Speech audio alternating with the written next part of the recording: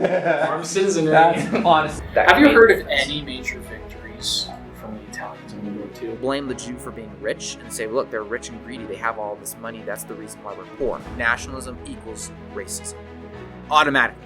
It has to mean the same thing. Needed a wheelbarrow of Reichsmarks in order to purchase bread.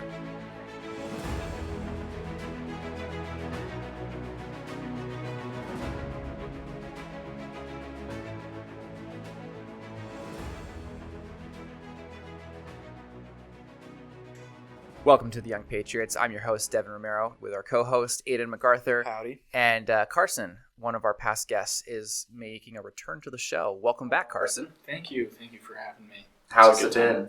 It's been good. It's been good. I enjoyed my time here last time. I'm ready to be back here again. Perfect.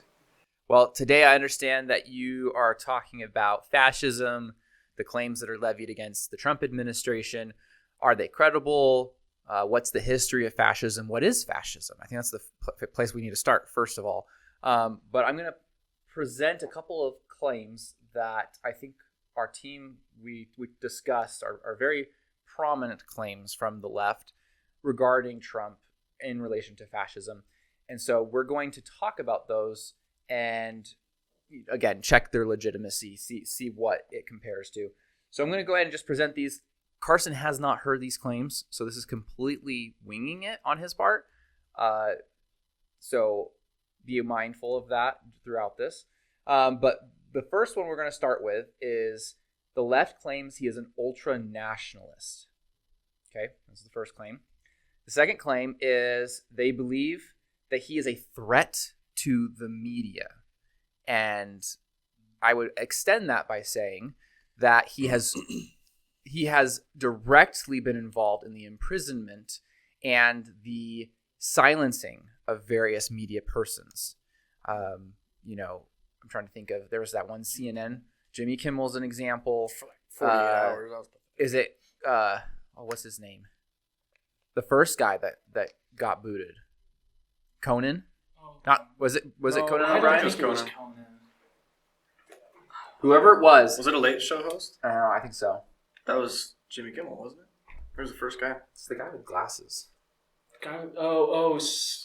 Stephen Colbert. Stephen Colbert. That's it. The first fatality of media personnel. And then so then Jimmy Kimmel, and then the one that's most recent, that one CNN anchor during the church protests that were going on in Minnesota. I don't know. They must not be significant. He's that one black guy. I'm trying to remember. Anyway, but basically, those three individuals are case in point that the left uses for that claim. The other thing, and this is the third point, is that ICE is the equivalent to the secret police of Hitler, and that the efforts against Maduro, against Iran, and against illegal immigrants in our country are fascistic. So let's go ahead and get into what is fascism, the very elusive concept. And I don't say that in bias. I say that in no one really agrees on what it means. I'll start with my credibility here. I'm a history major here at BYU, Idaho. So I'm doing a 40-page research paper on Nazi Germany and the Third Reich, the rise and fall of Adolf Hitler, all that kind of stuff. And Hitler is not the first fascist. In fact, he wasn't even the first fascist dictator. So fascism has a few different ideals that are, it's very nationalistic, very like we are, it's like a racial nationalism. Hitler, for instance, was a very big nationalist on the Aryan race. He thought the Aryan race was superior to all others. He thought they were descendants of the Atlanteans. And Himmler had a whole other side quest that he sent the Waffen-SS on to go try to find Atlantis. But it's super interesting. But it's very, very nationalistic. We're better than you. Our race is purer than yours. It's very authoritarian. If you've ever seen the Political Compass, they are all the way right economically, thinking that the government should have full control over how the economy works and who can sell what. It's still capitalistic, but the government is very, very involved, and it's very authoritarian, which means the government has a lot of control over how an individual lives its life. It's very similar to communism. It's just very different economic methods on how the economy is supposed to. Same state control, same retaliation for disobedience, same messaging. Yes. The same propaganda machines. Yeah. Very, very, oh man, propaganda is crazy. We're in the middle of a propaganda war right now, which I'll talk about later. But fascism is just ask anybody who was alive during the time of the Third Reich, and they will be better to explain what day-to-day life was. Like, they were not aware of the horrible things that were happening. The majority of the citizens. People, the majority of the citizens were not aware of the things that were happening. They had a vague idea of what was happening, but they had no idea of the scale. So it's a very propagandized, like North Korea is a very fascist dictatorship, where the government controls all the media that goes in and out. They believe that they are the superior race. They think that they're, like, North Korea, for instance, thinks the North Koreans are racially superior to the South Koreans. Like,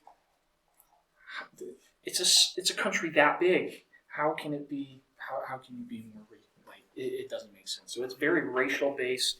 Lots of propaganda, all that kind of stuff. All that kind of stuff is what fascism in its heart is. It takes form depending on who its leader is, but that's the definition of fascism and a little bit of what it looks like. So, put it into different terms, fascism is like a horrible mix of communism and nationalism, just all the worst parts of it into one. Is kind of what I'm hearing. Is that it's communism and fascism are two sides of the same coin. okay? They're just heading off in opposite directions economically, and they have different. They're both kind of their own religion. I see. Depending on who's. I think that's key right there. Is so in Germany they were making Hitler replace Christ. So one thing that's really important is they were trying to omit the Old Testament, because it's easier to accept the New Testament if you get rid of the Old Testament, which acknowledges that Jesus was a Jew. So that's one thing they were doing, was they were changing who Jesus was in their scriptures and whatnot.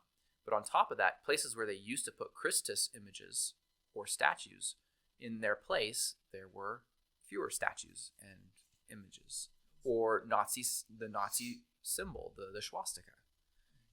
So that's an important thing to know. Is it is absolutely a tenet of fascism that it becomes religious in nature, and Mussolini used the same strategies. Yeah. Mussolini was the first big fascist dictator. Hitler just loved plagiarizing whatever Mussolini did, and then eventually, when the Third Reich became as big as it did, Hitler was like, okay, Mussolini's kind of a drag on me. Mussolini is probably one of the main reasons why Hitler lost the war. Like, Really? Mussolini screwed up so bad. What was it that Have you made the heard of difference? any major victories from the Italians in World War II? No. Okay, so they just didn't accomplish anything. They were terrible soldiers. They Hitler had. So Hitler's main objective was Russia. He wanted to take over the Bolsheviks because he viewed the Bolsheviks as just complete Jewry. So he really wanted Moscow, and he got within 40 miles of Moscow. And then Stalin was like, well, let's just throw 3 million men at him and push him back. And then Stalingrad, which is, holy crap, Stalingrad was messy. But he was very focused on the Eastern Front. Italy invaded Greece without Hitler's permission, per se. because Hitler was by far way more militarily minded and military like his intellect was so much higher than Mussolini's. I think Hitler's IQ was like 140. And he was a smart dude, easily manipulated and very delusional, but very, very smart, very intelligent guy. And Mussolini just screwed it up by invading Greece, and obviously the Greeks didn't like that. They put up a good resistance. But Hitler was like, why'd you do that without me? Like, why'd you do that without letting me know? And Mussolini was like, oh, I just wanted to surprise you. And Hitler's like, I don't like surprises. And just kind of shunned him and stuff like that. But and then when Mussolini started going into North Africa, he was getting his butt handed to him by the British. So Hitler had to take away a little bit of attention from the Eastern Front to go to North Africa. That's why all that Indiana Jones stuff takes place in Northern Africa. Oh my gosh. So Mussolini is the reason that they started moving into Africa? I thought it was partly because... That's why the Nazis moved into Africa. Obviously, Himmler was sent off. He had a division called the... Oh, man, what was it called? The Ottenbraun, I think is what it was called. Those are the Muslim Nazis? SS? No, that was the... that was their paranormal division. Led by... What was the name of the guy? I can't remember. Ghost Hunters? It was led by a guy... Basically, Hitler was like, I'm kind of interested in the Holy Grail, Himmler. Do you think you can go look for that for me? And Himmler had a division of the SS set up that would go look for the Holy Grail. And they actually, they found some pretty cool evidence that I could dive into later. But they looked for like the Holy Grail. They looked for Atlantis, and when they realized you can never find Atlantis, they went to Tibet because that was another like first-person civilization that they really wanted to, and they got permission to go live with the Dalai Lama for 2 weeks. Like, it was crazy, and they started looking for this Roman manuscript that claimed that the Germanic people were just far racially superior than anything else. And that document existed, and they found it, and it was in Italy, and so the SS was sent there to try to convince a guy to give them the stuff. And he was like, no. So we're like, okay, we're going to take it. And they never found it. But all sorts of crazy treasure hunts that they were sent on. It was very, very, very interesting. So he didn't have to worry about, he went in, the Germans had a crap ton of victories in North Africa. They completely took Egypt over from the British. They took over Libya. They were pushing into, what's the next country? The one that Morocco's in, somewhere over there. So you look at the crest of Africa, you have Egypt, and they just travel along the coastline at the top of North Africa, just pushing the British back until you get that swoop up out of Libya, and that's where the British were able to finally like put a stop to where they were going and push them back to the other swoop up in Libya. And then he saw the Americans and the British and Canadians, Australians gathering to have an assault across the English Channel. And he's like, crap, this is a war on two fronts. This is everything I wanted to avoid. And so he has to take away attention from Russia. And because of Stalingrad primarily, the Russians are able to come in. And the Russians had a lot of American support. We gave them a bunch of supplies and vehicles. And they swept in on Berlin. And that's when everything bad started happening. 1943 is when everything bad started going downhill for Hitler. Other than that, it was fine.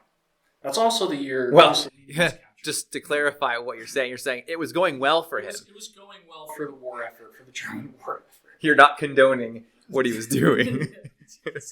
It was fine until 1943. No, you're saying he was doing incredibly well at dominating the war. The war effort for Hitler was doing very well, yes. Unfortunately, yeah. Can you imagine? Can we just take a second to thank God that we do not... Have you seen the video game that I see the ads for it every now and then on YouTube Shorts and whatnot? But this guy wakes up from a coma and he's like, something about Nazis and he has to stop them, win the war. And the people are like, no, there's no point. There's no more resistance. And he's like, what do you mean? We got to stop them. what about America? And they're like, America lost. Like there's a video game that, and I don't know what the title is, but there's a video game where they explore the concept of Nazis having taken over America. And that's a TV series. It's called Man in the High Castle. Okay. Yeah, it's on Netflix, I think. It's really interesting. I think it's a little bull crap, but I don't think Nazis ever would have been able to take over the U.S. mainland. But it's very, very interesting. I wonder why. That's honestly probably a huge part of it. Can you imagine That's why the Japanese couldn't do it. Yeah. That's why they didn't want to do it. Don't open the Japanese can of worms. I think the only attack strategy that has worked effectively against our country, and I hate saying this, has been the Islamic terror. I think they've really figured out, and part of that's just because, I mean, if you believe you're going to go to a special place because you killed a bunch of infidels with your attack, and you don't care the fact that you're dying from it, you're dying thinking you're a hero and that you're doing a sacrifice and that you're bringing about the 12th Imam. Oh yeah, you get 70 virgins when you die. I don't know if that stuff's actually true, but 72 virgins? Do they clarify if the virgins are male or female? They're goats, I think. They're goats, okay. That makes a lot more sense. Okay, but the thing is... Canceled! The thing is that these extremists believe that they're bringing back the 12th Imam, and so that's been the only attack strategy I think that's really worked, is just the careless loss of their own lives to kill 10 times, 100 times the same people in America. But yeah, a lot of other countries, it would have been really tough for them to have ever gotten through our country. But I mean, Germany absolutely had the potential. There were lots of things that went wrong, by the way, but they had the potential to sweep through Russia, annihilate Russia. Russia wasn't that strong at that point. The only reason why they weren't able to take over Russia was because they left 5 weeks later than they planned. It was the snow. And Hitler was like, no bother supplying them with winter coats. They'll be fine. And then when the negative 40-degree weather hit in Stalingrad and soldiers are dying and committing cannibalism to survive, you wished you had coats. There weren't enough tampons to go around.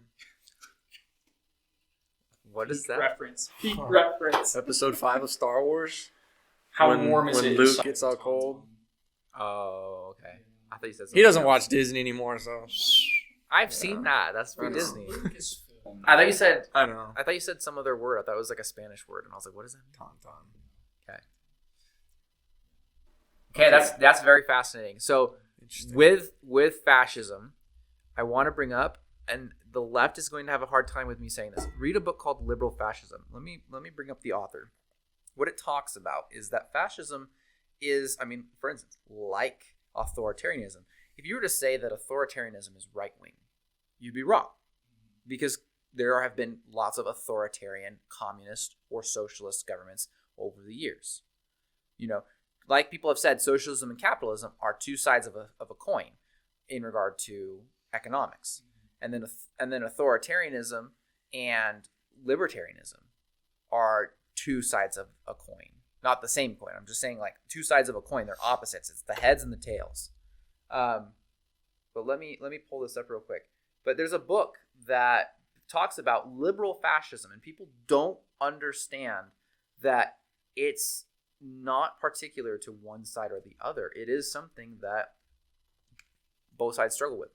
Jonah Goldberg wrote that book, and in it he talks about, for instance, how presidents in our time, known as Woodrow Wilson and Franklin Delano Roosevelt, FDR, those two presidents were one of the most fascistic presidents we've had in our entire history. Do you realize that people were going to jail during FDR's terms, which he served 4 of? He was the first president to break the tradition of you do not serve more than George Washington did. But FDR served 4 terms. And 3 1/4. He died. Yeah. It was basically 4. He was elected before. This was during the 40s, right?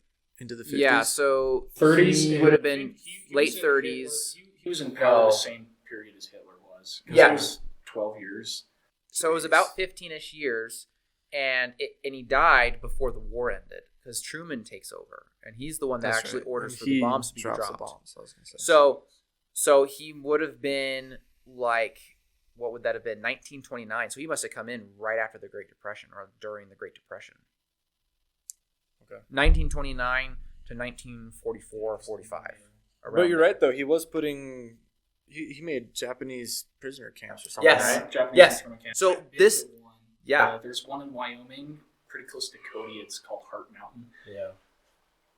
We did nothing on the same level that the Germans did. Right. Or the Soviets. Which is a very, very, very, very low bar. Very low bar. But Very. It was still bad. There was actually a concentration camp in Logan, Utah, where we had Germans. Really? That we had. I'm slightly more comfortable. No, We remember. forced them to work on airplanes and stuff, and the locals were pretty nice to them. And they were only there for 6 months before they removed some. Were these German citizens, POWs? These were POWs. Okay, that's not a little citizens, different. Not citizens. Remember, these Japanese camps, these are Yeah. citizens that are of Japanese descent. And Franklin Delano Roosevelt, pre-World War II, was having plans in the works to incarcerate these individuals. Even before the Yes. Pearl Harbor bombing? Yes. Oh, screw that guy. Yes.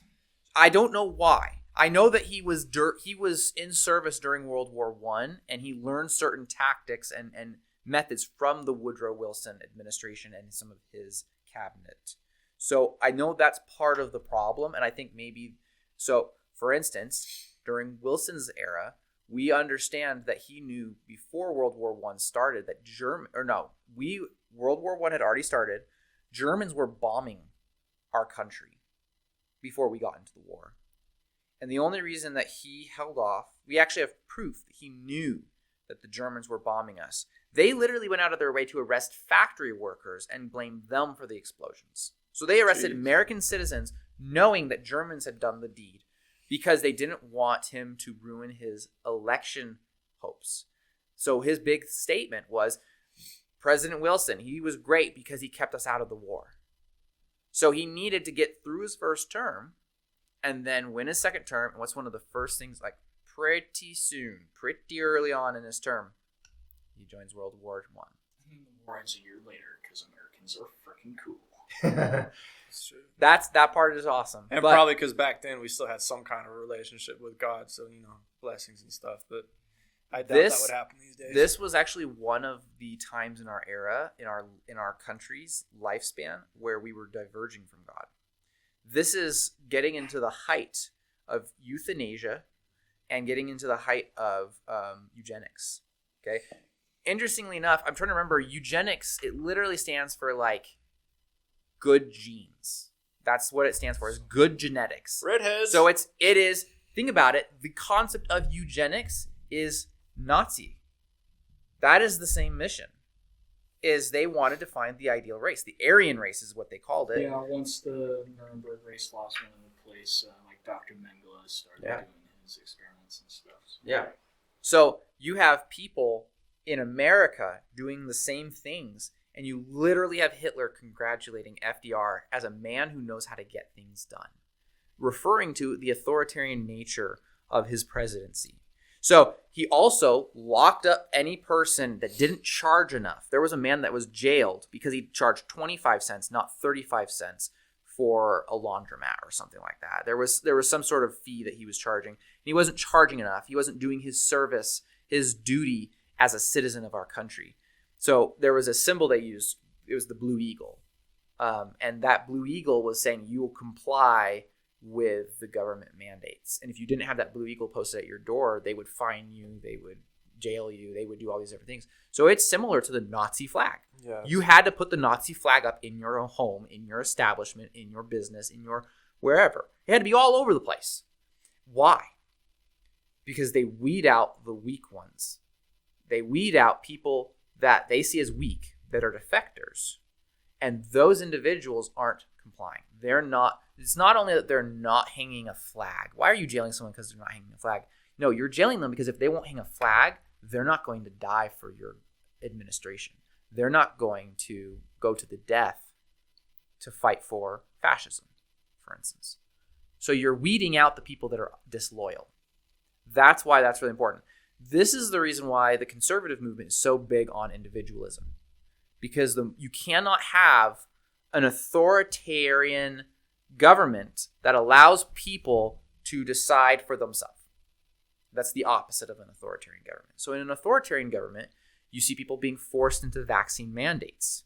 You see people not being able to speak their mind and being censored. You see, and I don't care which side this has happened on. I don't care. It's authoritarian when the federal government is coming in where states' rights should dictate something and pushing the people down and holding them down and not allowing them to breathe. So that's the concept of authoritarianism. Authoritarianism is an element of fascism, but it's not the entirety of it. You're basically saying it's a religious, authoritarian, nationalistic movement, not even necessarily capitalist.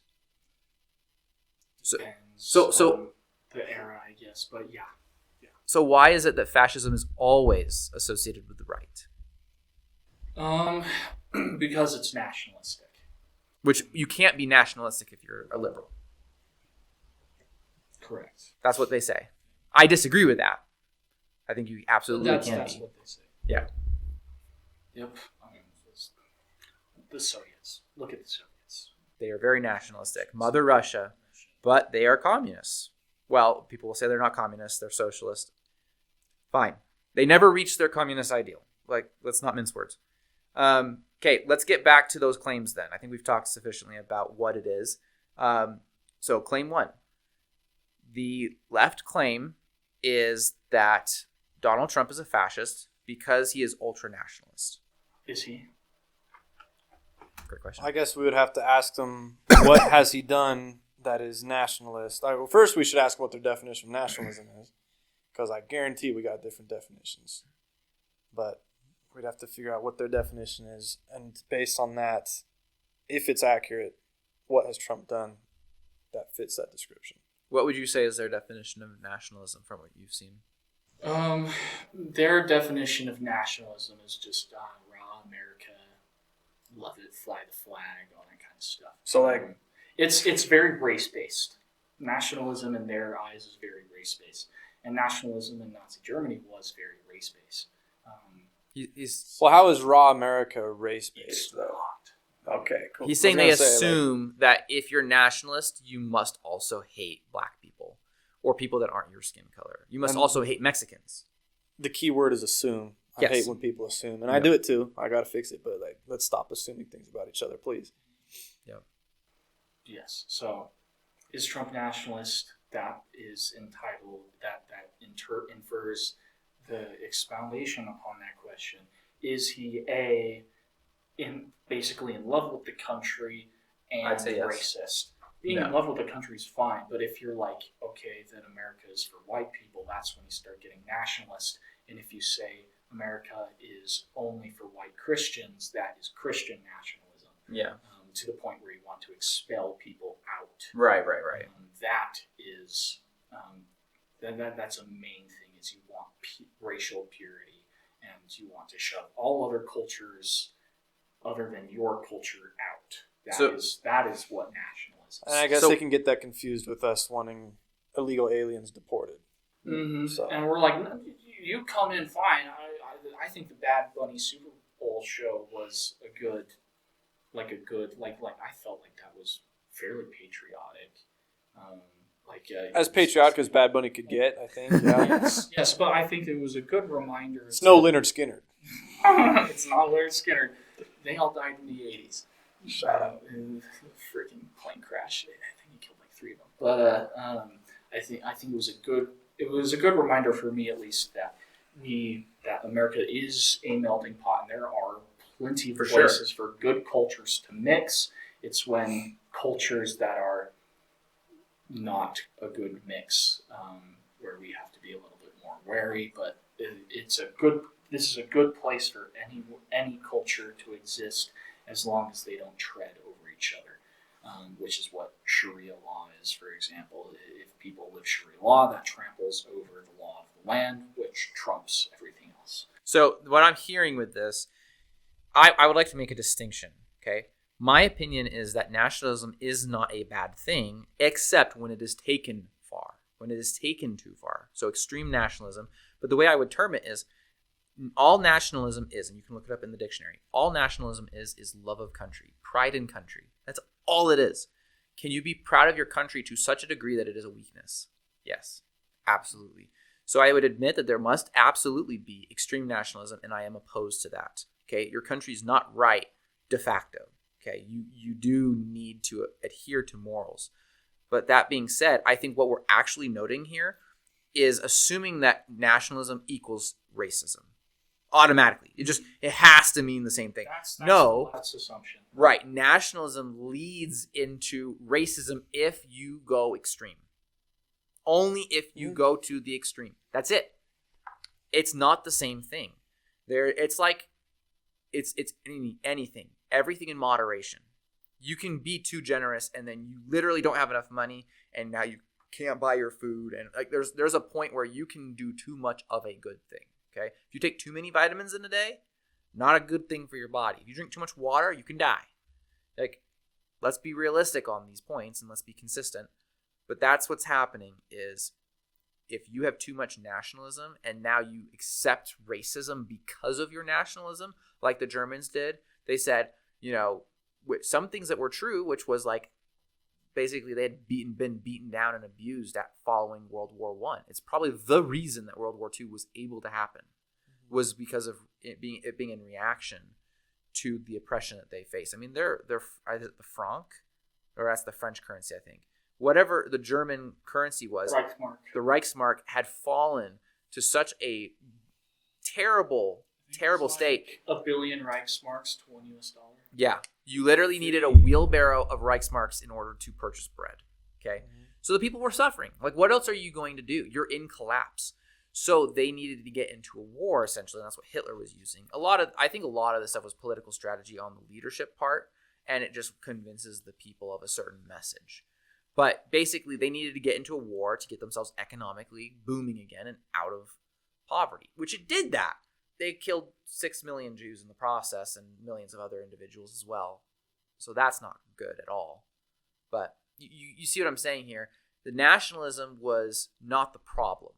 The problem was when they said that means blacks can't be here, Jews can't be here, communists can't be here, and going down the list.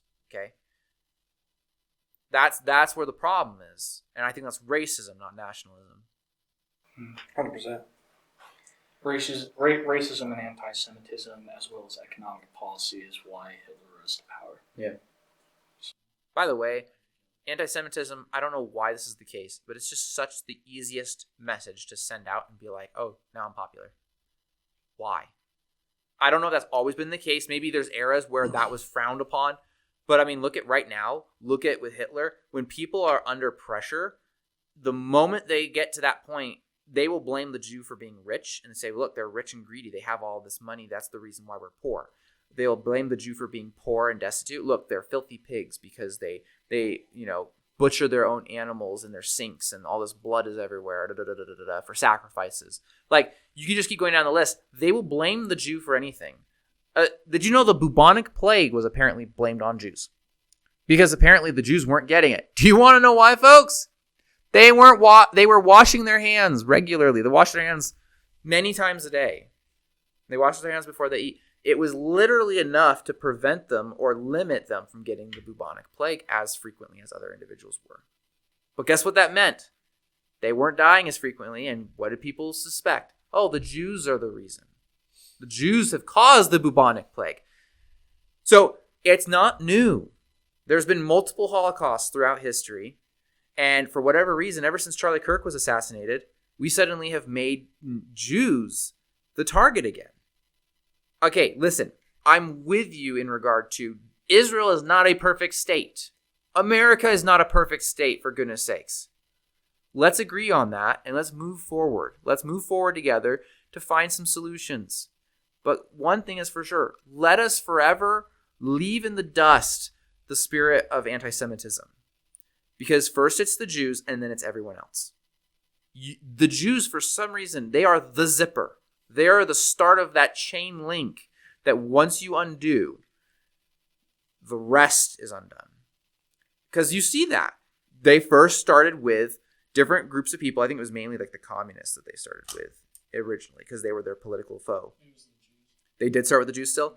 Okay, so they start with the Jews, and then it's the communists, and then it's the socialists, And then you keep going down the list, and then it gets to the Christian. So my question is, who is left out of the target? Who is going to be alive at the end of the game?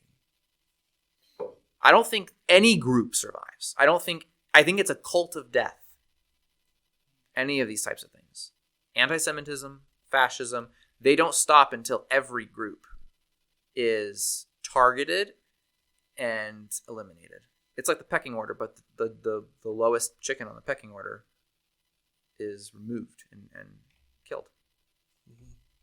So yeah, I would say that Trump is nationalist because he loves America. He's America first. I think those are good attributes. I think he will go too far if he starts saying, we need to get rid of everyone that's not white in our country. That's when I think, okay, I will be with the left if he starts doing that. Which he's never said. I doubt he would. Well, it sounds like it because, and this is the funny part, because the left is actually being racist when they say this. They accuse Trump of wanting everyone who's not white out of the country because they know that everyone, let me phrase that, they know that most of the people who are illegal aliens are this brown-skinned people coming from Latino America. So it's kind of racist on the left's part when you think about it. But the thing is... And Trump isn't classifying them as brown-skinned. He's classifying everybody who's illegal. There's white illegal people too. Yes, that's true. So the thing about that is he even said during the State of the Union, this most recent State of the Union, that he will continue to ensure that our country allows immigrants into our country. Mm-hmm. So he's not even halting that. Like, again, if you really wanted to make the argument that he was nationalist to the extreme like Hitler was, why is he still allowing people into the country? Okay, if he's actually authoritarian, why hasn't he shut that down already, guys? Like, why hasn't he just stopped all people of color from being able to reside in America? We would all be white if Trump was actually fascist. So I think that's something to keep in mind about this. And again, I will not defend Trump on all points. I defend what I think is the truth. If I'm mistaken, let me know. I'm fine with that. Like, let's have a conversation about it. I am not a diehard. I have to support Trump. That's not my position. Okay. Point number 2. They believe that he is a threat to the media and has incarcerated or silenced media figures. The system's not set up that way. I do think, he played. I think he did play a big part in getting Jimmy Kimmel silenced, which I do not agree with what Trump did, nor with what Jimmy Kimmel said. But in a non-authoritarian system, he should be allowed to say it, no matter how badly we disagree or whatever.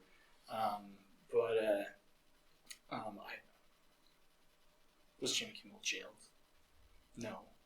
He got his show back 2 days later. Yeah, 2 days later. The system is not designed to incarcerate people. In Nazi Germany, if you silenced somebody, the system was completely worked to make sure you stayed silent. Well, and I understand that the left wouldn't trust this, but the head of the FCC, he said that he did not call for Jimmy Kimmel to get removed. So, and actually that happened most recently. Was it Colbert, Stephen Colbert? He had James Tallarico on, and he is in Texas running against Jasmine Crockett, who he beat in the primaries. And then he's going to be running against Cornyn or, I forget who the other individual is. Yeah, no, Greg Abbott. He's the governor of the state. Yeah, he's running again, and I think he won his primary. There's another individual, and I forget, Ken Paxton. So those three are running against each other.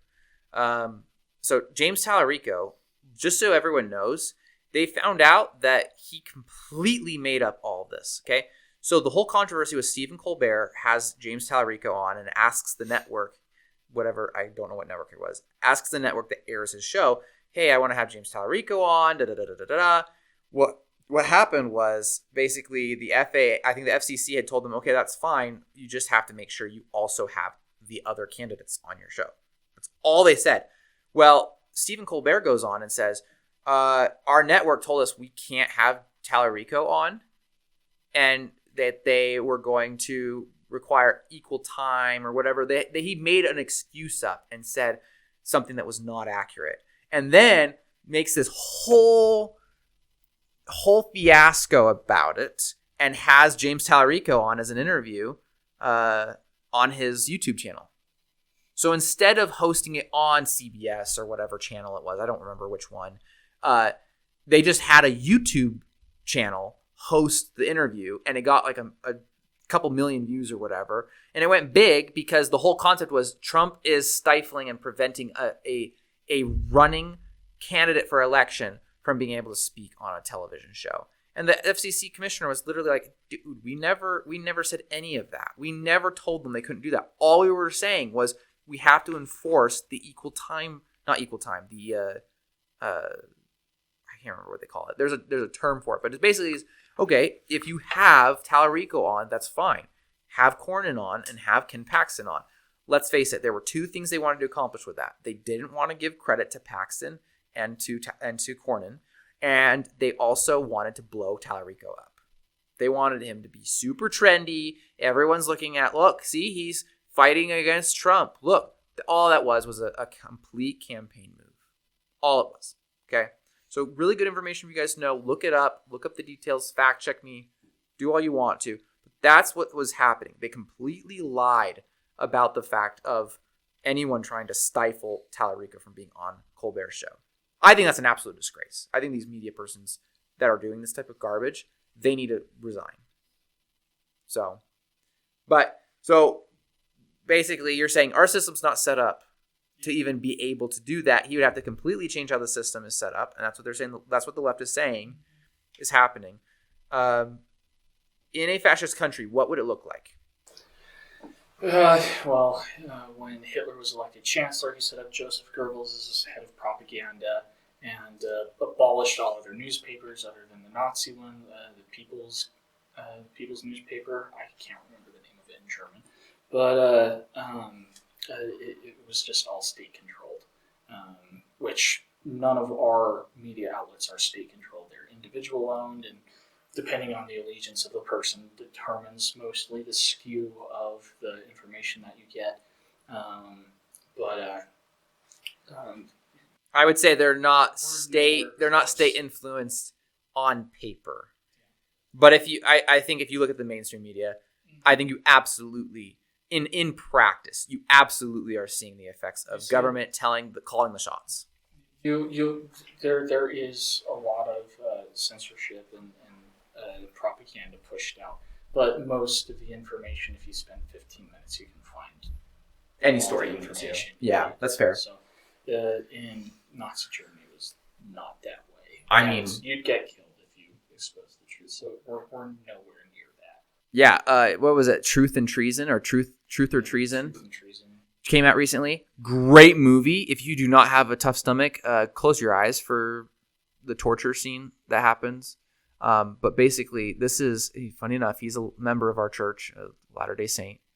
And basically, he borrows a typewriter from the bishop's office, and he starts typing up leaflets that he passes around with some friends all over the city that they were in. And those leaflets were talking about how Germany was actually losing the war at the time. Well, they called him a traitor to his country, and they executed this 17-year-old boy for treason. They tried him as an adult. And it was because he was not willing to back down. He said, no, I did what I knew I needed to. I did what was right. He was one of the bravest people in the entire country at the time. That's a person I aspire to be like. Like, that's a person I want to be that way. I want to be, regardless of what's going on. Okay, guys, this is no Antifa person that's going out and killing people and burning down black established businesses because they're pissed off at Donald Trump's administration. I want to make that very clear. This is no rebel fighter. This is no terrorist or assassin. This is very, very different. He lived in one of the most autocratic, authoritarian government systems that we have ever seen, one of the deadliest regimes known to man. And yet, what did he do? His crime was that he spread truth. If you really want to tear down this administration, tell the truth. That's all you have to do. Stop hurting people. If you believe you're seeing lies, and listen, I'll stand beside you. There's some crappy stuff that's going on right now with the Epstein files. I'm totally with you on that. If you have truth, share it, spread it, and encourage others to do the same. But do not lie, do not tear down, do not destroy. It is immoral. And I just want that to be very clear. I just feel very prompted to say that. It's kind of out of nowhere. But I just cannot overstate that. These are completely different individuals, people that they did the right thing and hurt absolutely no one. Isn't his name Helmuth? It was Helmuth. I forget what his last name is, but Helmuth never hurt a soul. But yet he hurt the regime. And his words were the greatest threat that they knew. Because it was internal and it was innocent. He was a 17-year-old boy. When a totalitarian regime is quaking in their boots because of a 17-year-old boy, you know you found the secret weapon. You know that the administration is weak. Sure. Exactly. Dude. Amen. Why do they hate him? Did you know, again, a couple of weeks ago, we had an episode where we're talking about the Somalian crime. And what did I say? You're going to find it in California. You're going to find it in New York. Heck, you're going to find it in every state in our country. Guess what they just found out? They analyzed like 800, I think it was, or something like that, hospice care centers in LA County. Out of those, it was like 500 of them were the exact same situation that the Somali community was dealing with in Minnesota.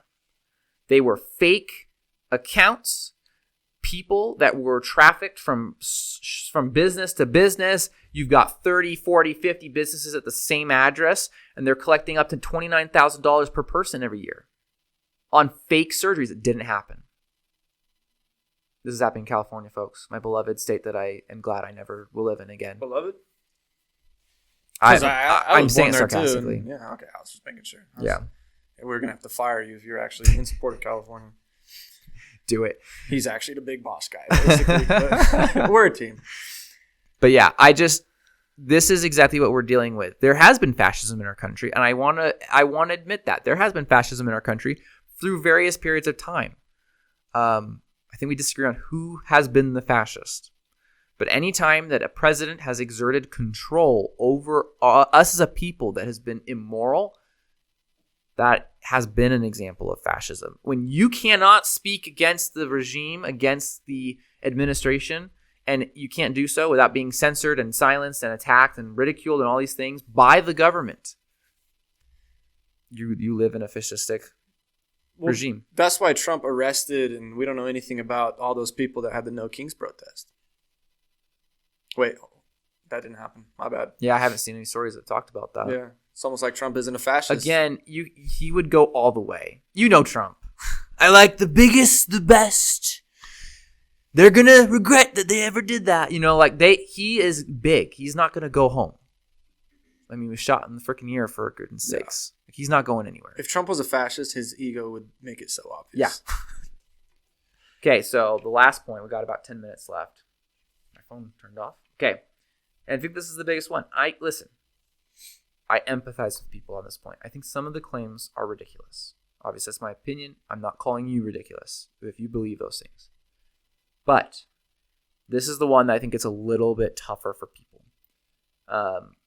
ICE is really just the equivalent of Hitler's secret police, SS soldiers, Gestapo, that are now being used to implement these fascistic regime policies and are removing people of color from our country, citizen and not.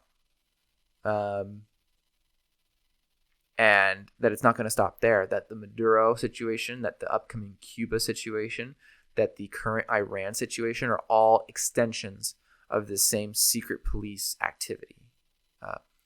Do you know we have something called the CIA, by the way? Just letting you know. if you don't think that they're operating in our country and propagandizing us, you're wrong. I mean, they've been doing it since this, but Obama literally made that legal. He passed an executive order that allows them to propagandize Americans. They've been doing it since. I agree. But I'm just saying, like, so just realize we do have a problem with these things. I will agree with you on a lot of these issues. We have problems with these elements. I think we're targeting the wrong elements. But yeah, you want to get into that claim? So ICE being secret police and us invading foreign countries to eliminate terroristic leaders. They're terrorists. They need to die. That's the position that our Secretary of War has. Pete Hegseth said, if you kill Americans, we're going to hunt you down and we're going to kill you. As for ICE, what was the update to their code that the left says allows for racial profiling and stuff like that? I'm not sure. They claim that ICE had updates to its standard operating procedures, where it's basically saying, if you see somebody who's Mexican, go take a look at them, detain them.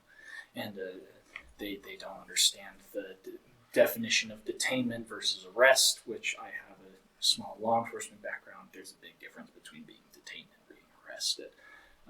It being the intent. Detaining, you don't have to be in handcuffs, but a lot of the time they'll put you in handcuffs if they suspect that you'll run off or you'll hurt them or something like that, but they'll let you go if you comply and stuff like that. Arresting is you're going to jail or you're being deported. They claim that this update to their standards, that they could racially profile in essence. And I've read it, and it doesn't appear that way. I can see how they think that it can be used that way. It's basically just an update to probable cause, like reiterating what probable cause is and what reasonable suspicion is. So, like, if you have reasonable suspicion, that's like, and obviously that is very individual dependent.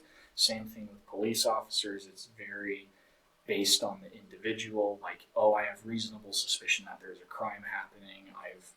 The difference is I have reasonable suspicion that this person might not be here legally. Which that's like the concept of I don't know, maybe not necessarily that it's reported, but you go to a store as a police officer and there's been a reported robbery and you see someone that's kind of, meandering across the premises in the parking lot, and you're kind of like, why are you... That's reasonable suspicion. Yeah. So you walk up and talk to them, and then if they're given more stuff, then you try to work towards getting probable cause to start an arrest. Yeah. To gather evidence, because police can search your car with probable cause. They cannot with reasonable suspicion. Well, so and you should always be careful with what you're telling cops and stuff. For sure. But you can't make an arrest or like a detainment off of reasonable suspicion. You can make an arrest off of probable cause. Oh, interesting. So I was wondering about the detainment, if that was different. Oh, detainment is completely different. It's just you're sitting here. You're not free to go yet. We're just going to ask questions. But they're not handcuffed. You can handcuff somebody if they're detained, but you just let them go if you can't find probable cause or a charge to arrest them on. Detainments are just basically... It's a soft arrest. Answer any questions, and if they decide to answer questions, then you can go off of that. But you don't have to answer any questions if you're being detained or arrested or anything like that. You don't have to talk to the police at all. You can just straight up ask for your lawyer. Which, by the way, this is the way to handle things. I don't care if you're unjustly getting arrested, okay? Still do not make the situation worse by being belligerent with the cop. If you do that, yeah, it doesn't feel as good in the moment. It doesn't make you feel like you're fighting for your rights, but you are. If you take it to court, that's the proper way to go about it. And you sue the person if they arrested you illegally. That's how that looks. That's our system. And so if you start getting belligerent, things are going to get out of hand. And then all it takes is for someone to try to reach for the cop's gun. And next thing, someone's getting shot. Like that's how quickly those things go down. And so we have to be understanding. What about people saying that they're arresting citizens? I think, oh man, during both his administrations, I think there have been like maybe 4 accidental citizen deportations. Under Obama, there were like 16, something like that.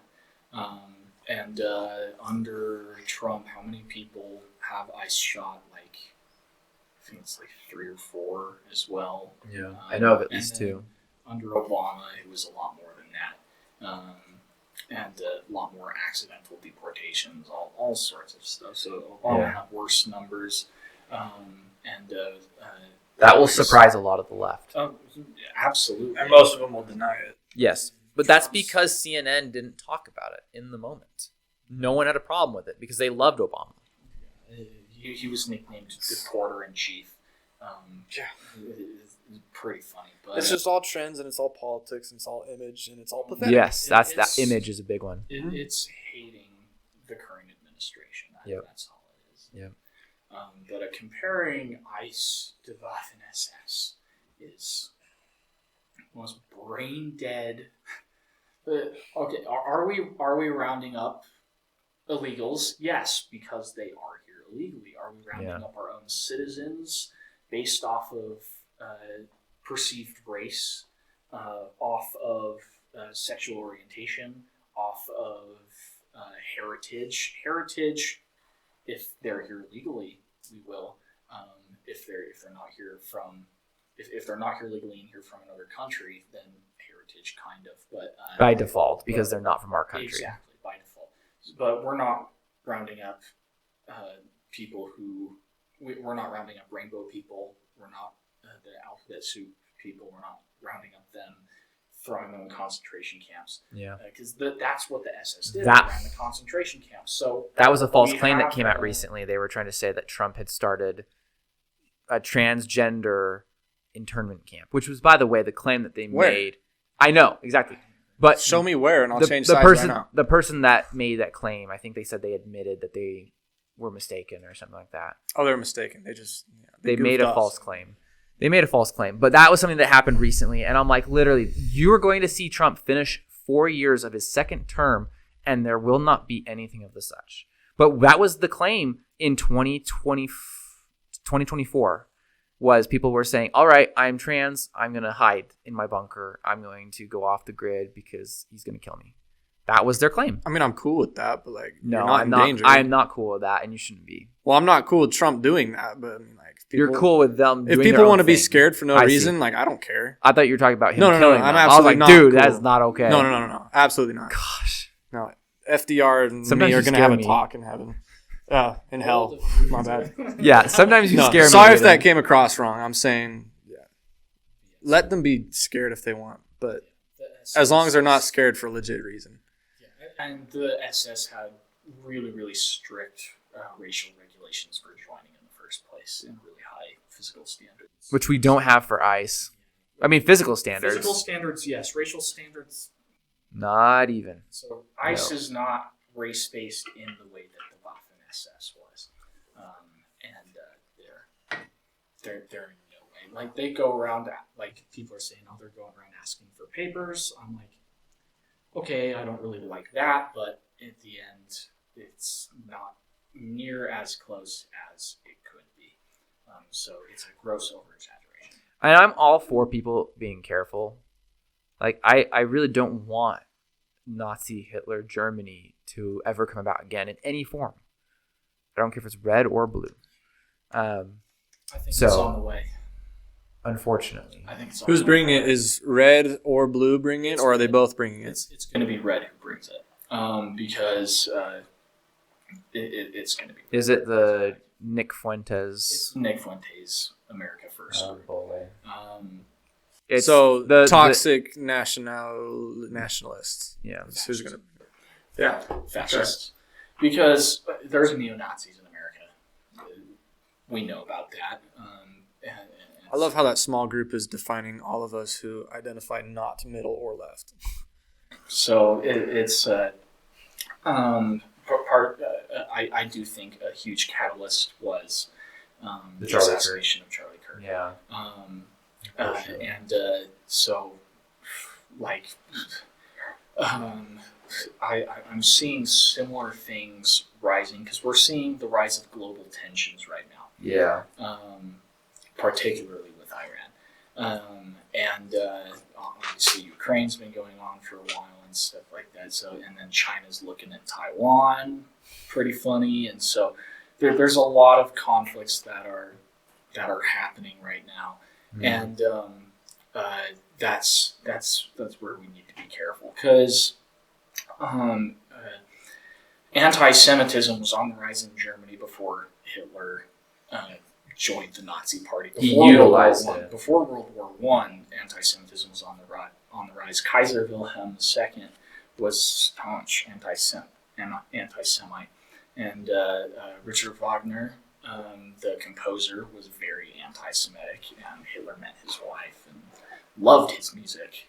He played at the Berghof all the time, but anti-Semitism was springboarded, particularly by World War One, and Hitler and the Nazis kept that alive. Afterwards, I'm just skimming because I could spend 3 hours talking about this, but he kept it alive during. It really springboards. Particularly after Versailles, because Germany didn't view World War I as a loss until the Treaty of Versailles. Yeah, because that punished Germany. Because no enemy soldiers had set foot on German soil of the original boundaries. So the citizens of Germany had no idea what war looked like. So they were just like, yeah, it was kind of a draw. They pushed us back to close to our original borders, but it's fine. And then Versailles hits, and they're like, ooh, that's tough. And now they owe billions of dollars in reparations, and they're like, okay, well, this is freaking crazy. And Hitler, who's still in the army at this point because he found a purpose there, he's just like, well, looks like the Jews are doing really well for themselves. They must be the problem, and that really reinforced his anti-Semitism. And so he is sent to spy on the Nazi Party at the very beginning, and they formed in 1919. So he didn't found it? No, he didn't found it. He joined it 2 years after. Oh my gosh! He was sent to spy on the Nazi Party by his bosses in the army, and ended up going to a meeting in 1921, and loved the speech that the party founder iHeart gave so much that he got up and gave a speech, and everyone was like, who's this guy? There are only 40 members in 1921. And because Hitler is such a powerful spokesman, iHeart really puts a lot of effort into training Hitler to being a spokesperson, a statesman, and they push the Nazi Party to a lot of stuff. Hitler sees Mussolini, his march on Rome, and the King of Rome just handing power over to Mussolini, and Hitler's like, hey, we should do that to iHeart, and iHeart's like, sure, whatever, let's get a few cool generals on our side, and we'll just march on Munich in Bavaria, and then we'll go to Berlin to take over the Reichstag later. And so they march the famous beer hall putsch. That fails, and Hitler's jailed, barred from public speaking, the Nazi Party's banned and stuff. But at that point, when the beer hall putsch is happening, like, they're in an economic low, and that's how they push anti-Semitism, is this economic low. And so when things start looking up, support for the Nazis drops, because, okay, everybody's doing well, not just the Jews, so we're fine. They're targeting people's greed, their pain, and their fear. Mainly pain and fear, yeah. But they're just...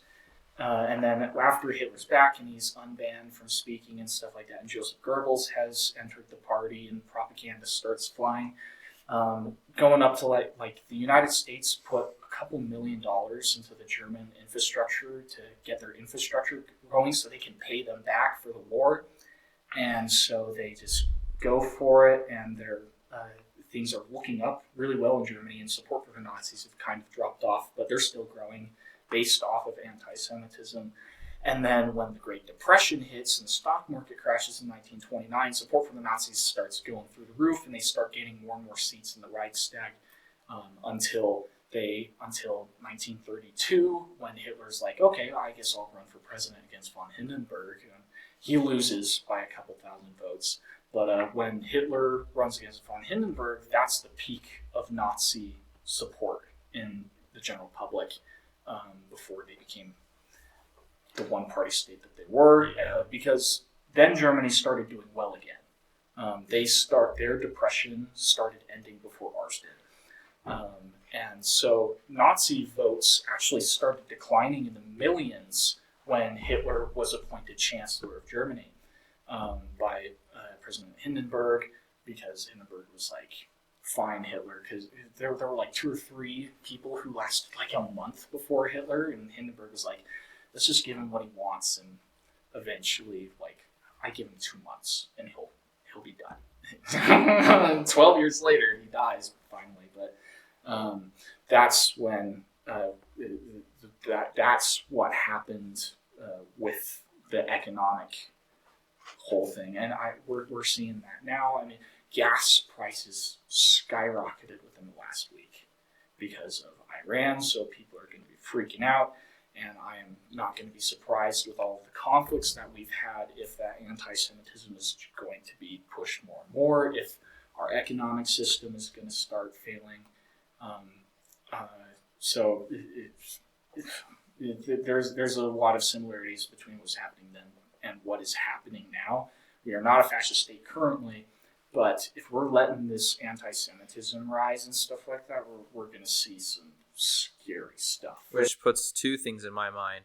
If it's right-leaning, that calls on all right-wing people to stand up and face that reality. If that's what's going to happen, the left can't stop that. The right has to say, enough. We're not seeing that again. Never again. And so that's a call on any conservative to say no, that we will stop that and nip that at the bud. And I think that's a great tactic, but I think that the greatest combat to fascism is communism.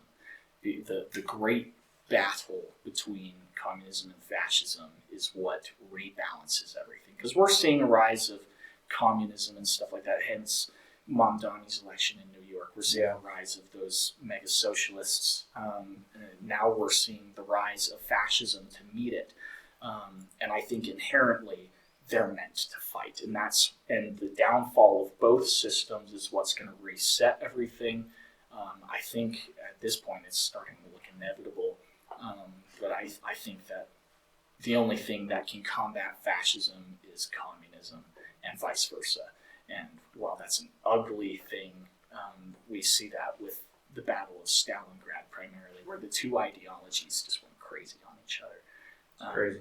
And so I think that because we're seeing this rise of anti-Semitism and Holocaust deniers, I hate Holocaust deniers, they're so freaking stupid. When we're seeing that rise, we're gonna when we see somebody get more of a voice, when we see Candace Owens and Nick Fuentes get millions and millions of views, we're going to see people on the left getting millions of views, and then there's going to be a conflict, whether it be over social media or whatever, or a physical battle. We're going to see those 2 things conflict. I think it's going to be a mess, but I think that those 2 things are going to need to come to a head. And I think inherently communism is going to win because it's different ideologies of how much a human is worth between the 2. Where communism does not value human life, and fascism values select life. So like with Stalingrad, when Hitler's just like, no, you're going to fight to the last bullet, eventually the generals there were just like, we're getting out of here. And Stalin in Stalingrad was just like, throw everybody at them. I don't care if they have a gun or not. Just wait till the person in front of you gets shot and pick up their gun. We're just going to throw you all of them. And you're only getting 1 round too. So I don't think communism values human life at all. And fascism values specific life and hates other versions of life, whereas communism just doesn't really care. So I think communism in that way is going to win because you can umbrella more people under communism than you can fascism. It's a manpower issue. You're saying. It's a manpower issue. So I think communism is the only combat to fascism that will guaranteed work. But education and fighting propaganda is so important, especially with Holocaust deniers, because when we're seeing these people saying, "Oh, it's only 271K," I'm like, you piece of crap. I'm like, it takes a special kind of stupid to fall for that kind of stuff with the amount of evidence that we have. But unfortunately, we see that throughout history of when the survivors of something die off, or the people who experienced something die off, people start denying that it happened or try to change the narrative of how it happened. And so I think it's stupid. So we need to recover our economy. Hopefully Trump does that, regardless of whether you like him or not. Hopefully he does that, because it sounds like that's going to help prevent this from taking rise. And then the other thing is we need to be watchmen. We need to stop being partisan. It's not about red and blue, guys. It's about truth. It's about justice. It's about liberty. So let's all get together. Let's all unite and put aside our differences. Communist, socialist, conservative, other. Let's all get together and save our country, guys. That's everything for today. Thanks for coming on the show, Carson. Yeah, thanks for having me.